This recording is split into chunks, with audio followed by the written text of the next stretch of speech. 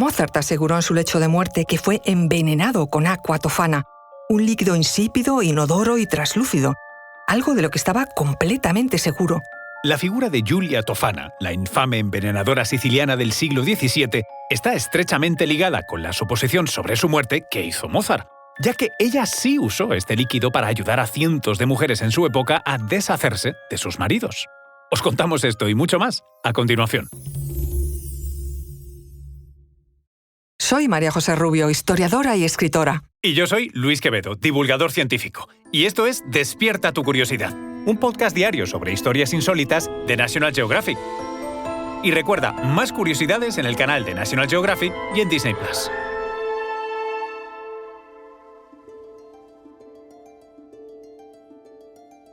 Giulia Tofana nació en la ciudad siciliana de Palermo en el siglo XVII. Se convirtió en una figura legendaria por su papel en la fabricación y distribución de un veneno conocido como aqua tofana. Este veneno, indetectable y mortal, se dice que estaba compuesto por arsénico, plomo y belladona, entre otros ingredientes. Giulia y su red, donde incluyó a su hija y a varias colaboradoras, operaban principalmente en Palermo y Nápoles, vendiendo el aqua tofana a mujeres que deseaban liberarse de matrimonios abusivos o infelices. En una época donde el divorcio era impensable y el poder masculino absoluto, este veneno se convirtió en la presunta salvación de muchas.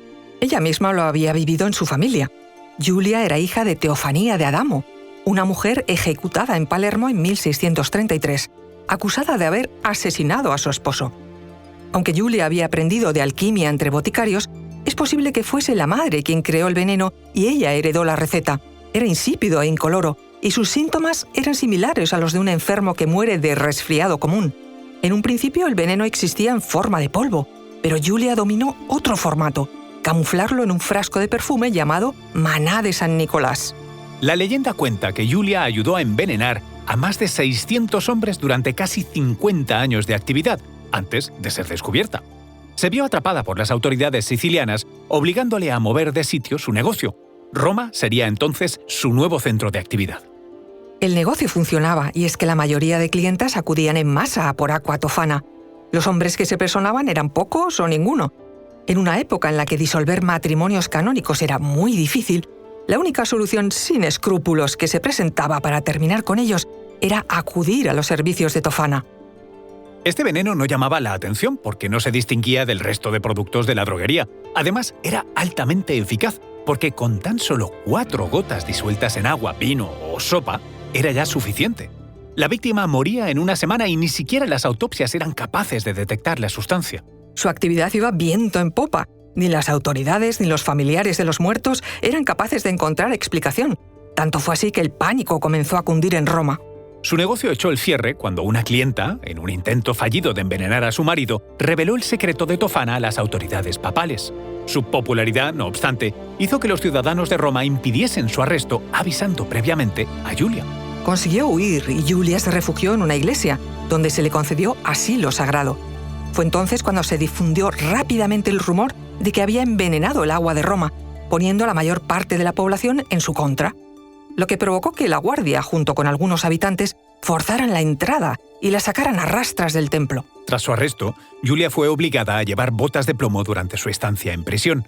Después, fue torturada para conseguir la confesión de los asesinatos de esos 600 hombres provocados con la venta de sus venenos en Roma entre 1633 y 1651. 7 años más tarde fue ejecutada de forma pública en la horca, en el campo de Fiori, junto con su hija Girolama y 3 colaboradores más.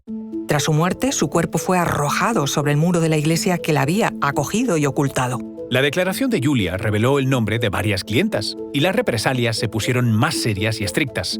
Algunas de ellas y varios proveedores fueron arrestados y ejecutados, mientras que otros fueron encarcelados.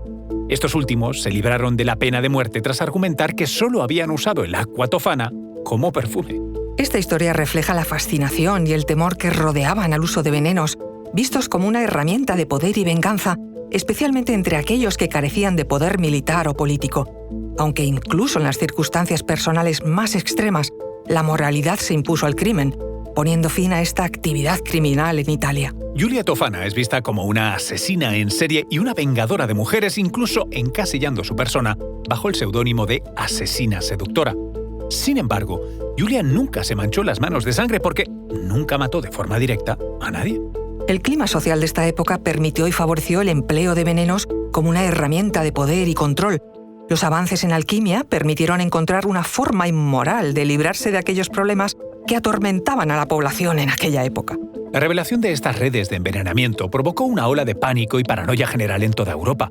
En Sicilia y Roma, la historia de Giulia Tofana llevó a una caza de brujas contra mujeres sospechosas de envenenamiento. Incluso en Francia, bajo el reinado de Luis XIV, se vivió una situación similar con el asunto de los venenos, pero esta es otra historia. En un mundo donde las opciones eran limitadas, el veneno se convirtió en la opción más indecorosamente sencilla, un arma secreta en manos de aquellos que carecían de autoridad y que parecía no tener repercusiones. Estos eventos también dejaron una huella duradera en la cultura popular, alimentando leyendas e historias como la de Tofana, que persisten hasta nuestros días.